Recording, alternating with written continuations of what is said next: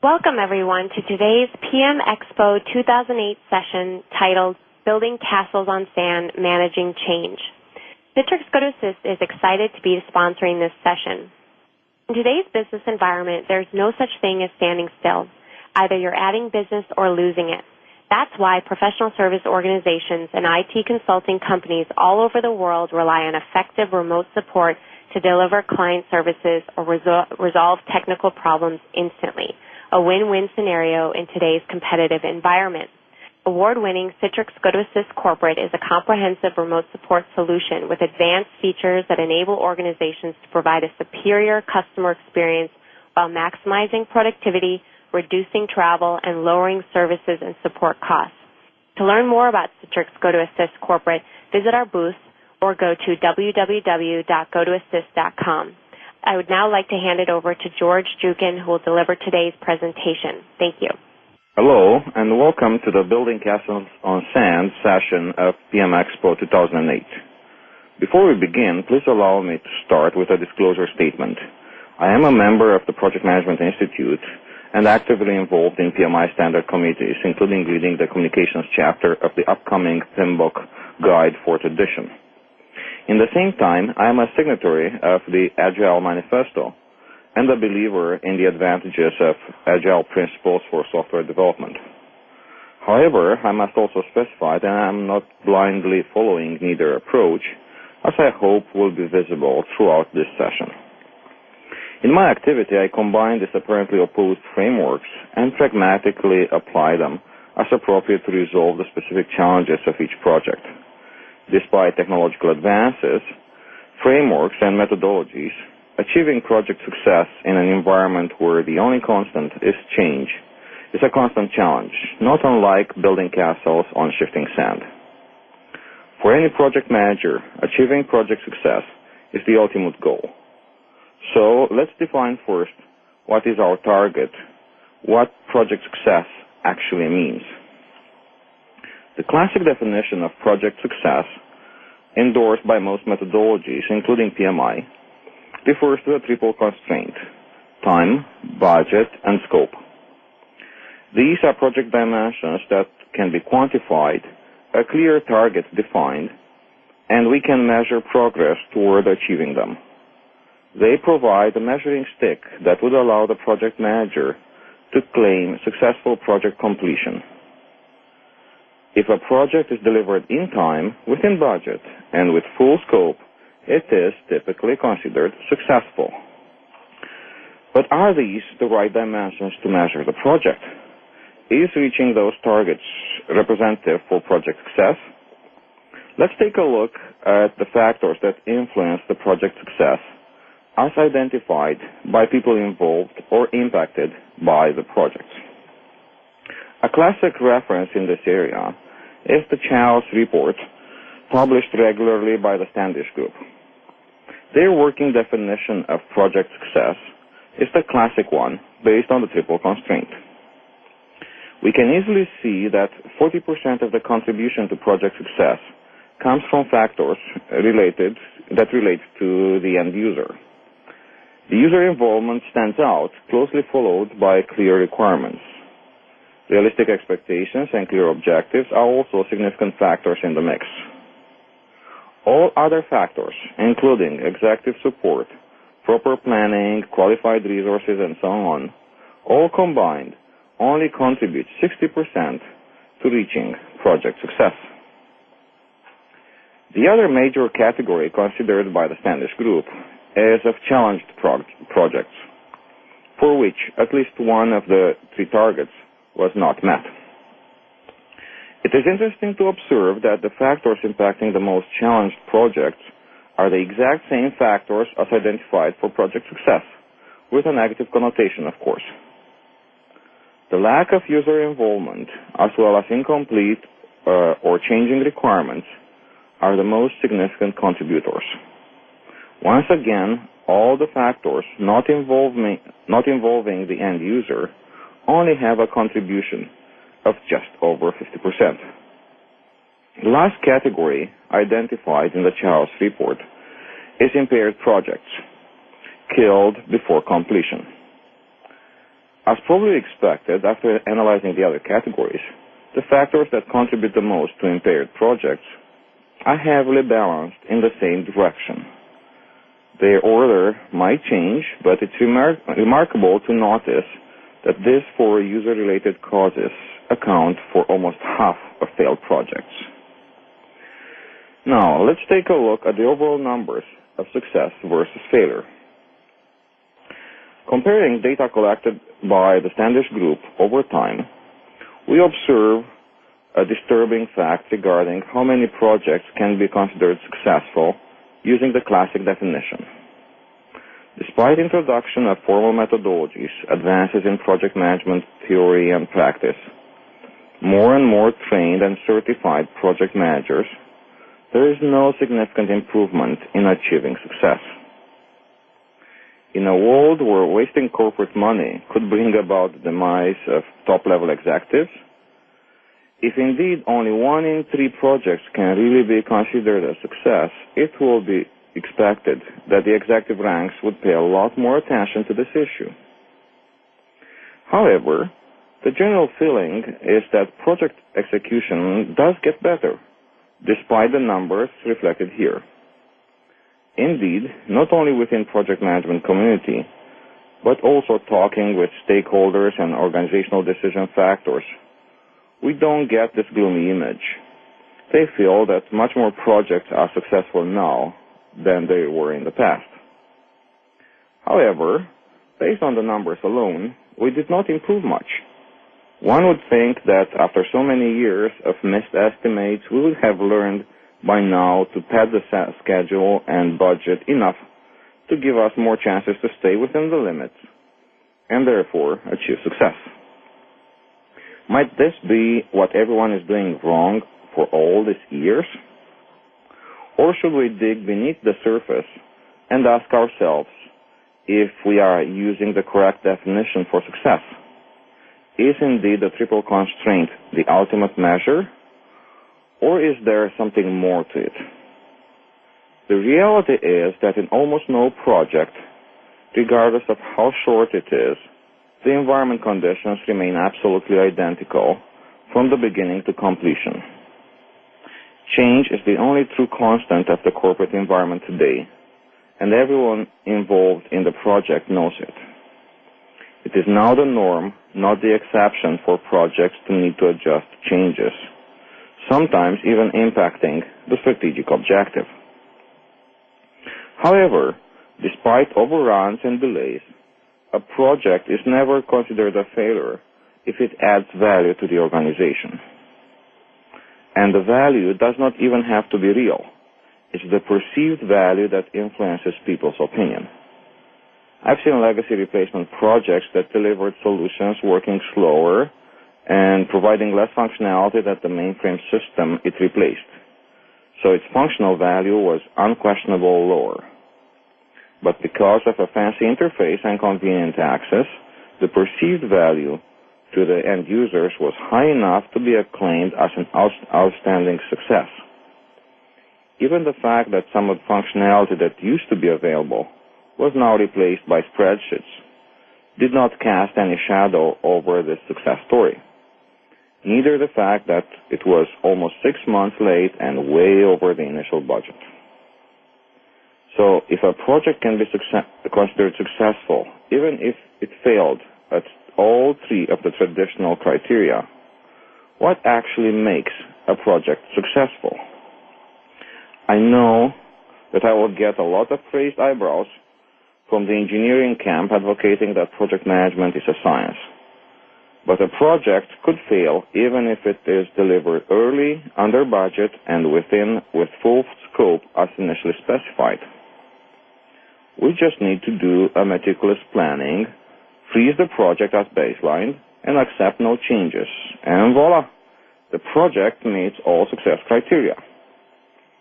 But if the delivered product is based on someone's incomplete understanding of the user needs, or even represents the user understanding, but at that time, when the project was started, and is not usable now for the users to satisfy their current needs, will any of them accept that this is a successful project? At the end of the day, their main objective was to obtain a system that helps them with their activities.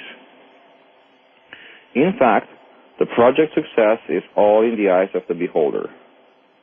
It's the appearance or impression of success that really matters, not the numbers. Despite meeting the targets on the 3 dimensions, a project is only as successful as the stakeholders think it is. To create the perception of success, there are 3 main contributors. First, understand the expectations and align the project to meet them. However, the reverse is also true. If the project cannot perfectly meet the expectations, using negotiating and influencing capabilities, the project manager can shift the expectations to what the project can deliver. Also, changes need to be a part of the project. And here is where the triple constraint holds value. But we'll talk more about changes a bit later. And the glue that links all together is continuous communication.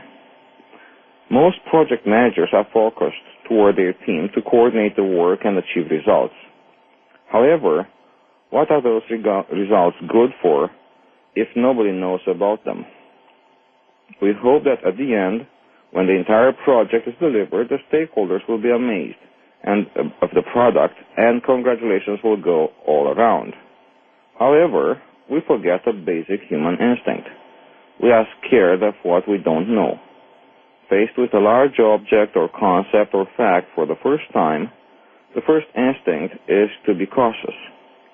We need to understand it first before our reserves goes away, and understanding the entire project deliverable at once might be a long task.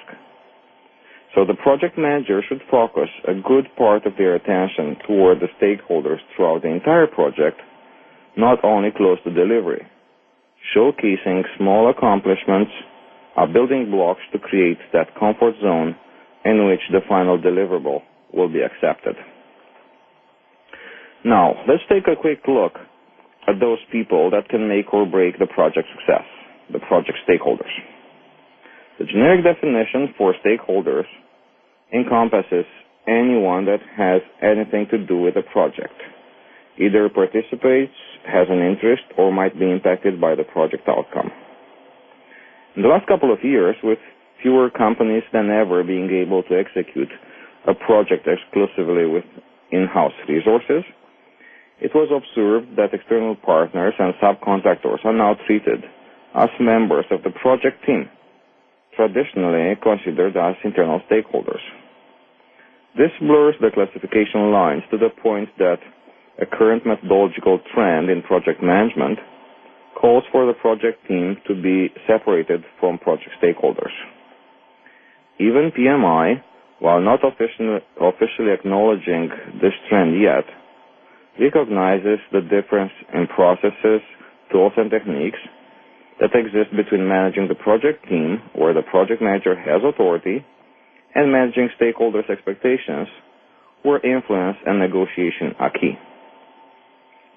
The stakeholders could be internal to the organization or external, representing the environment in which the organization performs its activities. Internal stakeholders could be practically anyone in the company, and in fact, most of the time it's hard to imagine who might not be affected by the change produced by a project. This creates a long list of internal stakeholders, from management to operational staff, and from all or most departments. An equally long list of external stakeholders exists as well, so the stakeholders need to be classified and prioritized to focus the available time where it matters the most. The most important group, and usually most neglected, are the end users. While we're paying a lot of attention to meeting the needs expressed by senior management, few people that may occasionally use the systems, we do not typically provide same consideration to the end users. One of the reasons might be that there are so many of them, and often with different perspectives, that it requires significant effort from the project team to find something that satisfies all of them. However, ignoring them will not serve the project either. Once the product is delivered and they don't like it, they will voice their protests, and due to their number, their comments will be loud enough to get senior management's attention. And if the end users are not happy, it will not matter anymore that those executive reports look exactly as management wanted. So ignoring the end users until the end of the project, when we try to convince them with training sessions, is a very dangerous game to play. From the other perspective, actively involving the end users or their true representatives will ensure that the deliverable is shaped in a usable form. However, this comes at the expense of having to deal with constant changes throughout the project. Most people have a mental block in front of a blank paper. They need to see something to criticize, modify, and improve. But from this trial and error process will emerge a system that indeed serves the end user's needs. The importance of the customer or the end user for IT projects is the cornerstone concept in other methodologies and frameworks outside the project management area. I picked some examples from Six Sigma's approach regarding the voice of the customer to demonstrate a similar approach to what we're used with in project management. The topic of end users and their involvement in the project, including being a change driver, generated a significant amount of project management folklore. I had picked for this session a couple project management proverbs that express some universal truth in a humoristic format. My personal favorite is the first 90% of a project takes 90% of the time. The last 10% takes the other 90%. Of course, that's required in order to incorporate all changes throughout the project. But where do these changes come from? Have you ever played that game where a word or sentence must make it through a lineup of children that whisper it from one to another? Remember what usually comes out at the other end? This is a very powerful metaphor to represent the project's communication. As this graphic, realized using projectcartoon.com, tries to suggest, quite usually there is a significant gap between what the user really needs and what is described in requirements. Assumptions, misunderstandings, or simple lack of knowledge in the area would impact the user's ability to clearly specify what they want. Furthermore, the analyst will have a different interpretation of the requirements that the user intended, and the chain of errors will continue with the designer, developer, and so on. Realigning the project with the actual intent will generate, of course, changes. Or the initial need has changed, or something was missed, or external pressures. All of those are significant sources that will generate the need for course corrections in the project. This may seem like a warning of doom. We know that we will have changes. We know the ability to incorporate them decreases very quickly, while the cost of implementing such changes skyrockets throughout the project. To be able to deliver the project while satisfying the end users, we need to find a way to cope with these changes. So, is there anything we can do? Traditional approaches are preaching order through management and control. Imposing order created the need for formal approaches and rigid processes based on formal sign-offs that cast in stone the major characteristics of the project, such as scope, time, and budget. Nothing gets changed in baseline areas unless it's analyzed in excruciating level of details and approved by multiple levels of authority. That makes 90% of changes to never make it through and creates a very rigid project based on how the world was when the project started. The painful process is implemented mostly to prevent changes from happening, or at least minimize their number and potential impact. It makes it so hard for a change to be accepted that most of them are dropped simply because of the effort required to promote them. However, not being able to promote the changes desired to modify the deliverables as needed by the user community creates disappointment. Being kept out of the loop, the end users do not understand the complexities of requested changes and feel frustration because most of their requests are turned down. At each turn, the user's frustration creates lack of cooperation with the project team. And indeed, why would they spend the time explaining what they need if it will be declined anyway? Even if it gets to the discussion table, most of the negotiations are geared toward a compromise, and such solutions never completely satisfy both parties. The project managers have to spend significant effort in minimizing the negative impact of users' frustration, trying to convince them that it's not as bad as it looks. There are also several tools used to convey the message to the users in writing, presentations, picture, or even almost functional products. In some cases, they are also used to accept comments and even incorporate some changes that will not disturb the project too much. Several years ago, the IT industry invented the agile software development techniques to address this issue. Rather than oppressing changes, these techniques are based on embracing them for the scope dimension while maintaining the timeline and budget fixed. Composed of typically small iterations, agile techniques also approach the risk associated with the changes. At the end of the day, the worst-case scenario involves backing out a complete iteration and reworking it, but everything else that was previously created and validated is preserved. The project manager needs to learn to fit in the self-managed environment, which is the core of agile development. Instead of performing a detailed plan for the entire project, the agile techniques preach macro planning of the releases and iterations from a schedule perspective and allow for the scope and work details to be defined at the beginning of each iteration. User representatives are an integral part of the team, managing the scope realization by inserting new scope elements in the scope stack and negotiating which items are to be included in the upcoming iterations.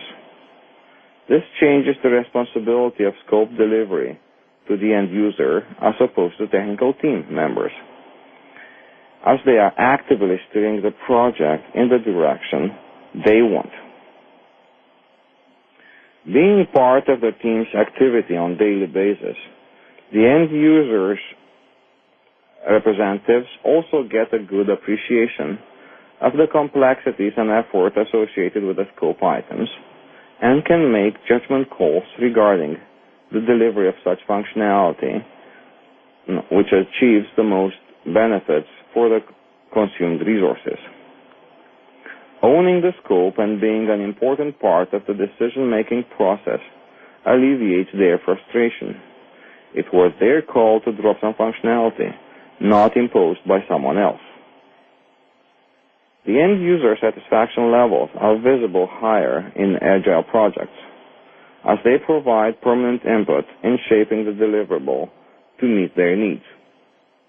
On the other hand, the technical team members find beneficial to have permanent access to the end user's perspective, being able to seek clarifications and quickly receive answers rather than following a complicated communication protocol. And when the time comes to finalize the project, there is no anxiety to overcome. The end users already know exactly what they are getting. They are familiar with the deliverable and cannot question if indeed meets their needs or not. For a while, it seemed that agile techniques will solve all the pains, until projects expanded across geographical locations. Agile projects are fundamentally based on co-located teams, with all team members working together to provide instantaneous access between them. And even generic communication theory clearly demonstrates the advantages of face-to-face communication that allows participants to use both verbal and nonverbal capabilities to convey the message. However, this is not easily doable anymore in an environment where most companies have more than a single location, and sometimes these locations are in different cities, countries, or continents.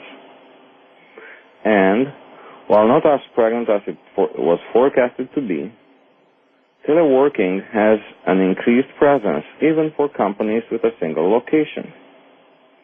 The teams became distributed geographically and virtual in nature, which almost nullifies the benefits of agile techniques. Management of virtual teams is also quite different from regular project teams. There are specific challenges, starting with filling part of the team. Working in isolation, team members have often difficulties to understand each other or to get the big picture. The project manager needs to compensate by enhancing motivational activities, be aware of specific communication issues, and procedural challenges. These are new challenges in a virtual world and might require some adjustment in approach from traditional project managers. Some researchers indicate that the worlds alone might contribute as low as only 7% to our total communication power. The voice inflections provide an additional 30 to 40%, and nonverbal communication over 50%. So if you don't get something during this session, don't blame me. I'm using less than half of my communication capabilities here. To compensate, we have to use more words to convey the message. The problem with words is that they rely on a context and a framework to be correctly interpreted, and understanding the personal background of a team member halfway across the world that you will never meet in person could be a real challenge for the project manager. And last but not least, I'd like to focus on the time lag between sending a message and receiving a response. It is not a conversation anymore, at least not in the traditional sense of it, but an exchange of messages that require a certain amount of time to complete. Team building is another significantly changed activity of the project manager acting in a virtual space.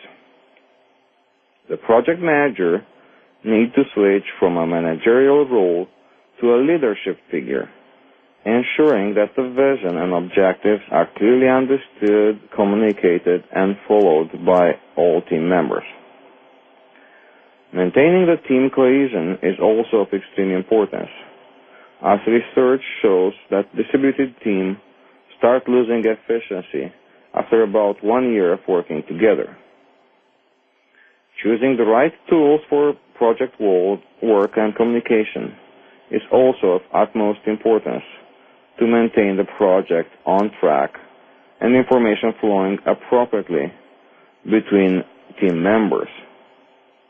Building trust is probably one of the most challenging aspects of managing a virtual team. Trust is dependent on getting to know the other person, and this is extremely hard to do without face-to-face interaction. It will take longer, but it can be done using a small steps approach, starting with a professional attitude and building confidence in each other's capabilities and approach. If at all possible, it is a great practice to provide at least some face-to-face time to kickstart the team building process, either by bringing at least a part of the team at a common location for off-site sessions, or using ambassadors from each location that are co-located for the project duration to the other site. As these ambassadors form relationships with the people at the temporary site, they maintain the previous relationships as well, therefore being an effective bridge between the two locations. In the absence of a real interaction, there are tools that enable a virtual world, shared spaces accessible to team members wherever they are. These tools provide a certain consistency and belonging to a common space, which in turn supports the team building process. Especially for technical people, their procedural background is very important when bringing a team together. And this refers not only to technological compatibility issues between different word processors, for example, but even to the mentalities associated with these different technologies. Just think at mainframe, Unix, and Microsoft camps, for example. At the project onset, the project manager and core team must analyze these technological differences and find a common solution that will be adopted by all team members as a common standard.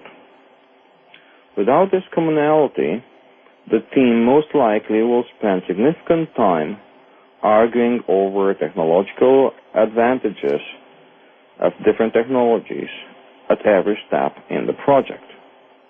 However, having a set common platform does not prevent updating it if necessary to increase the team's efficiency.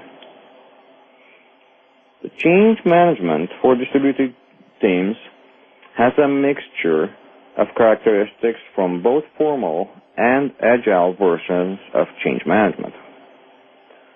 A certain formalism is required by the virtual aspect, as team members cannot quickly debate and resolve an issue as for co-located teams. However, the process needs to be extremely change-friendly to avoid frustration and conflicts. In a virtual team, the project manager cannot see the visual signs of distress that are typical indicators of trouble. So end user's frustration becomes visible only when it explodes in conflict. And managing a conflict to negotiate a win-win solution over the virtual space is almost impossible. Teleconferencing equipment helps, even if it's not quite the same as the real interaction experience. It is therefore so much more important to prevent issues and ensure active engagement throughout the project, rather than resolve conflict when occurs. Keeping the communication channels open and available will provide the team members with alternatives to face-to-face communication and keep the team spirit alive. Managing the stakeholders, and specifically the end users, is probably the most critical aspect of running a project with a distributed team. The communication and team building issues we already talked about are applicable for the relationship with the end users as well. Their ability to feel part of the team, already reduced to start with, is further diminished by the unfamiliar communication channels. To mitigate this feeling, a distributed project must make use of advanced technology to simulate the personal interaction, such as video conferencing, and that especially for the potential conflictual situations. One fundamental principle of agile techniques is the end user's ability to test parts of the software as they become available.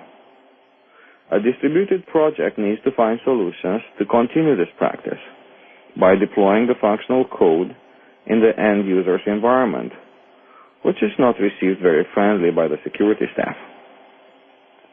Also, the user needs to be able to show in real time to the technical team member what is needed or the errors that occur. Screenshots can certainly simulate that, but remote assistance tools can do a much better job at it. Finally, let's bring it all together and see how all the components contribute to achieving success in a distributed environment. We discussed about end users' level of happiness being dependent on their ability to influence change. And the most effective way to accomplish that is to have them as part of the team. We know that change will happen, regardless if we like it or not. So to make our life easier, we should build out frameworks to embrace change rather than fight it.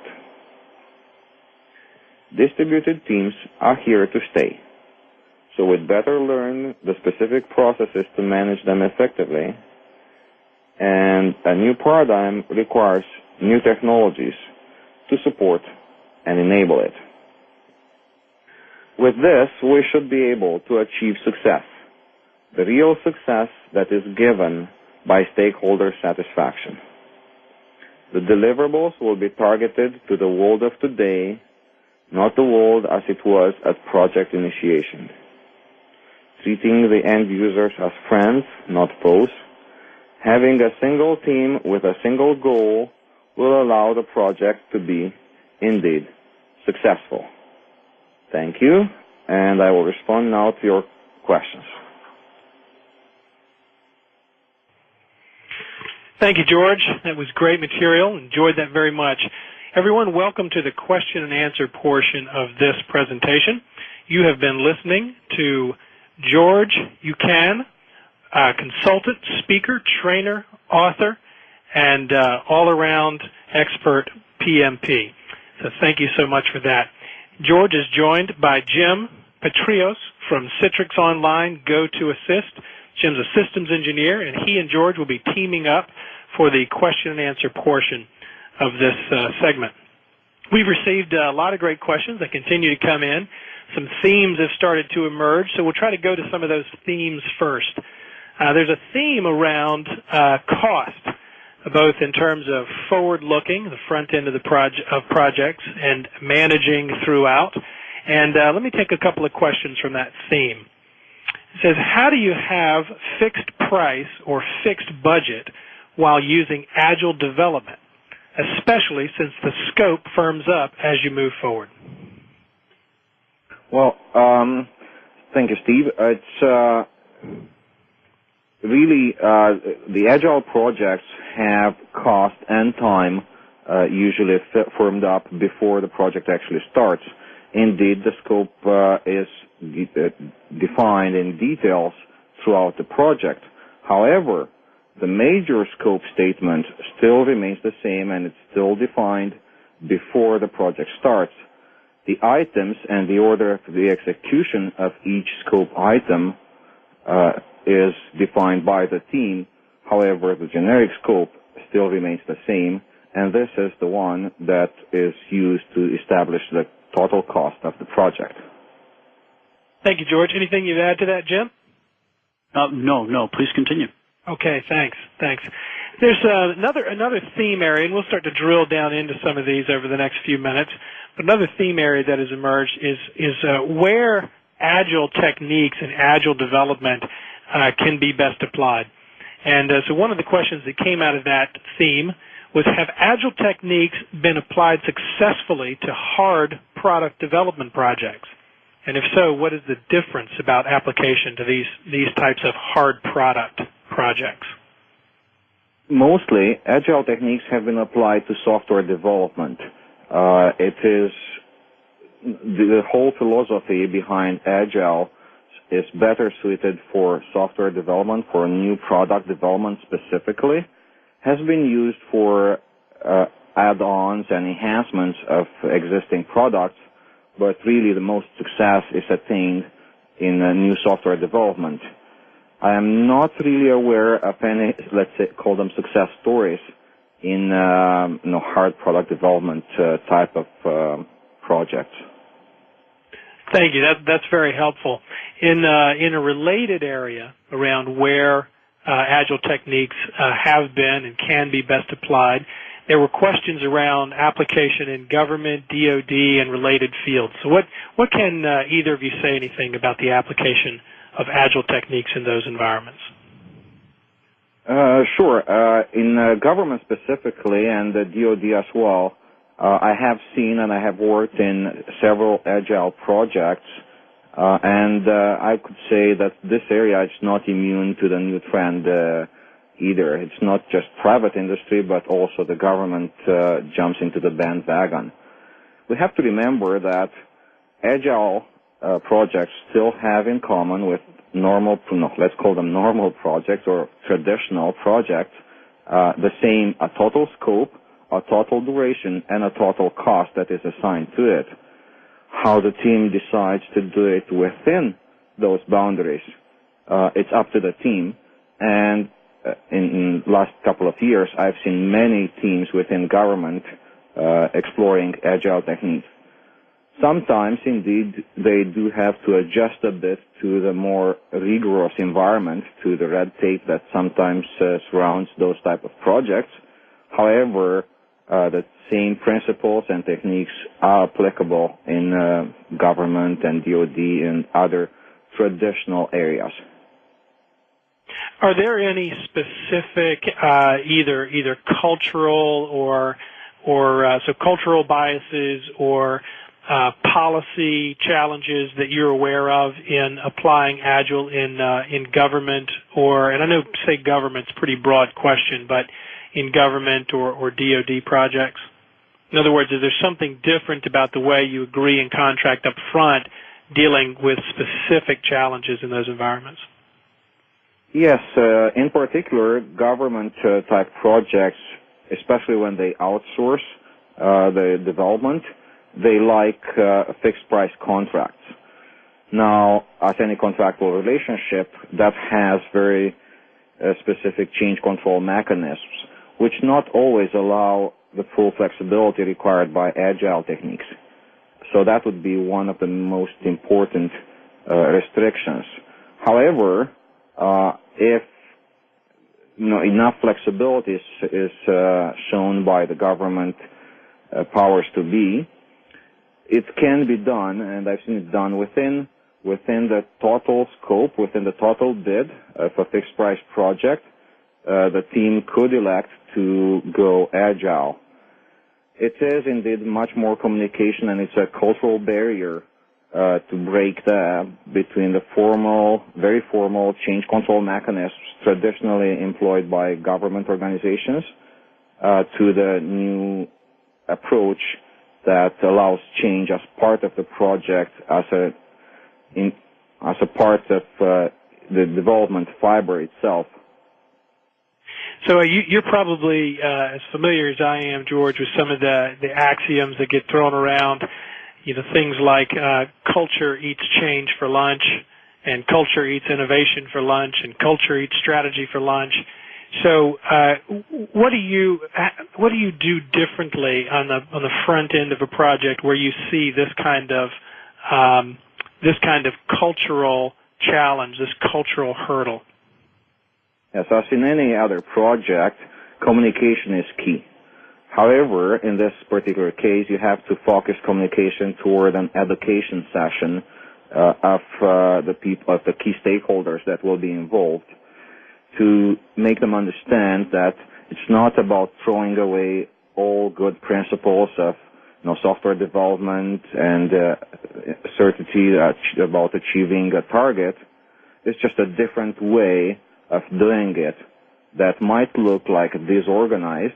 However, it's been proven that allows achieving the same results, and most of the time faster and probably even better, at least certainly going towards an increased user satisfaction and user satisfaction. So it's an educational component that needs to be done before actually dwelling into it, into an agile project. Thank you. Thank you. I know one of the things of just looking at some of the other themes that have emerged in the questions here, and one of those is around line of sight and the need for long-term project schedules and being able to look out over the horizon, over the time horizon. So how do you marry agile development and agile project management, the application of agile techniques, with that need for the longer line of sight and long-term project schedules? Yes, agile development does not preclude strategic planning. It actually relies on it. You have to have first a long-term plan, a strategic objective, and even a fixed time, cost, and scope desired to be achieved. As I said before, most agile projects have complete autonomy about achieving that scope, but the goal and the final objective is still the same, and it can be a 9-month or a 12-month project broken into smaller phases where agile techniques are applied. So if we can say so, each of them would be a sub-project within the big umbrella of a long-term strategic horizon. Thank you. Thank you. That's very helpful.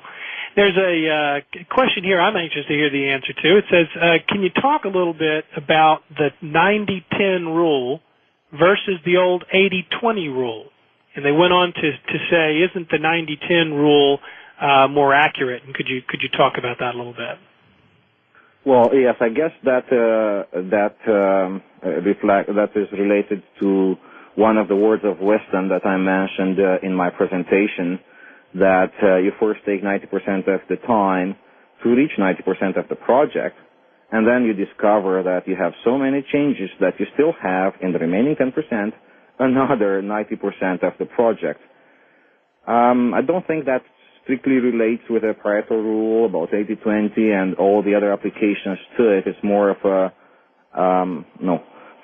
bit of folklore, project management folklore that goes around. So I wouldn't really relate the two rules, and I wouldn't call this 90-10 a real rule. It's more of a humoristic bit of wisdom. Okay, all right. So we won't have you on record as having replaced the 80-20 rule yet then. All right, there's a great question here about any lessons learned or any tips or advice you give about combining co-located agile development teams with other distributed team members. Yes, and actually I have to refer back to an article that was published on gantthead, I think, yesterday. I just read it today, which has a very interesting concept of having the virtual team distributed, but having sub-teams co-located at sites as opposed to totally distributed, each one working individually, let's say from home offices. And I think it's a lot of value in this concept of having sub-teams in each location, still co-located, still applying, working like a small sub-project and a sub-team within the larger team. That also minimizes the lines of communication that needs to be handled in an agile and actually even more in a virtual project. It is important because of the constraints of the communication to have meaningful and relevant lines of communication, allowing the teams to organize themselves as sub-teams at each co-located site allows to have a lesser number of communication lines the project manager has to take care of. Thank you. I want to tie this in. I was just thinking about a connection here that Jim, I think you can speak to. Is how would a tool like GoToAssist help us in working with keeping the co-located team members working well with the distributed team members? Well, thanks for the question. I think fundamentally it's GoToAssist is all about having a very easy and secure way to provide those remote support services. That's pretty much what we're all about. So obviously anything that's going to let you lend support. And if you're a consumer, many of us have already dealt with that where we need support, and the easiest way to do that is to have somebody show you exactly how to do it. And GoToAssist gives you that capability where you can take over that person who's in need of support, take over their desktop, and actually perform that action for them. So it really brings the virtual world and it kind of coalesces it with the physical world. So I don't think there's any better way that you can provide that support than having that feeling that you're really with that person helping you. If I may, I would just add one word here. Sure. I actually had the chance to see GoToAssist live, used in one of my recent projects, where it was used between the developers and the business person, which happened to be separated physically. To basically, the developer took over the business screen, and they could, over the phone, but seeing the same screen at the same time, discuss changes and how the person would like to see the screen and all kind of live. Instead of drawing diagrams or sending pictures back and forth, they actually connected live the two computers, and over the phone were able to reach a decision almost the same as if they were located at the same place, at the same site. Thank you. That's very helpful. Let's move to another topic area here. This one is around making changes to change management processes. And the question is, could you provide an example of a situation where a project changed its change management processes in response to a change in scope or requirements? Well, not in particular to a scope change or a requirements change. However, I did see in virtual teams, it's very important to keep in mind the mentality of the team members. So I've seen the change management process being changed throughout the project because of the specifics of the team. Let me give you an example here. With very senior people that have experience in this virtual team environment, they are very comfortable pulling down and looking into the common, the shared space to see how the project looks like today, what are the recent changes, sort of a change self-service. With a bit of less experienced people in a virtual world, they still expect the same change management process that is usually employed in collocated projects. That really doesn't work in a virtual world, and especially with an agile. If you try to apply agile over a virtual team structure, it really doesn't work. So I've seen it being adjusted and being, let's say, eased off to change as it goes, as the project evolved, and as people gained more experience in using the virtual interface. Thank you. There was one participant was talking about their frustration with often working with team members and other collaborators in their project situations that don't demonstrate a value for end users.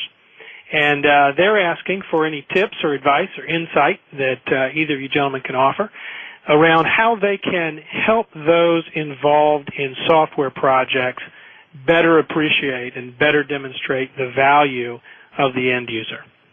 Well, I guess that's a very fundamental principle of agile development, having a single team composed by end user, business, developers, architects. Everyone is part of the same team. There is no more they and us in that.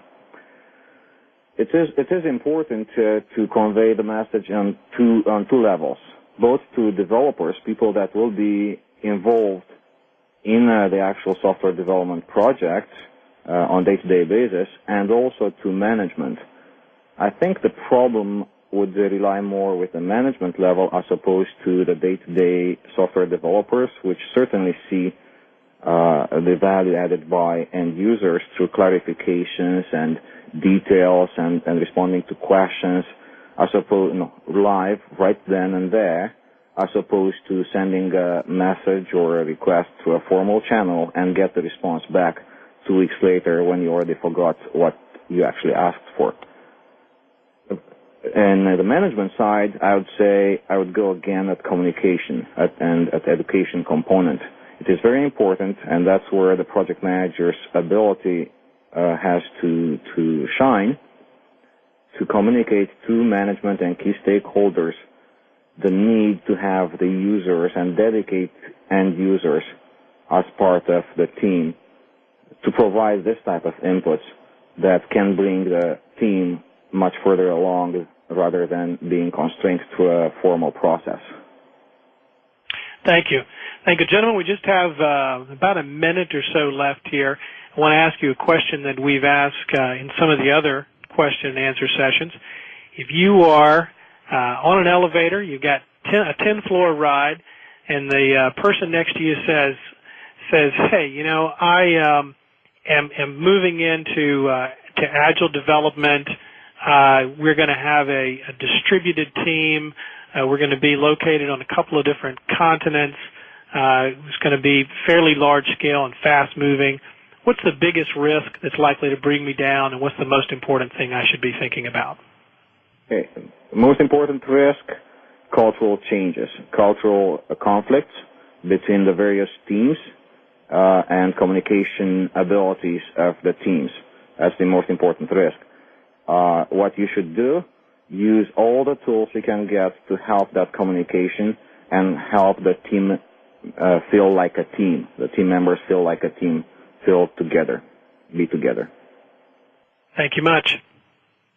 Well, gentlemen, thank you both. Everyone, you've been listening to Jim Petrijos from Citrix Online GoToAssist, who has been here with George Jucan. You heard George's presentation wrapping up just a few minutes ago. And thank you all. Please be available for the next presentation. You don't want to miss it. And thank you for joining the question and answer. Bye-bye.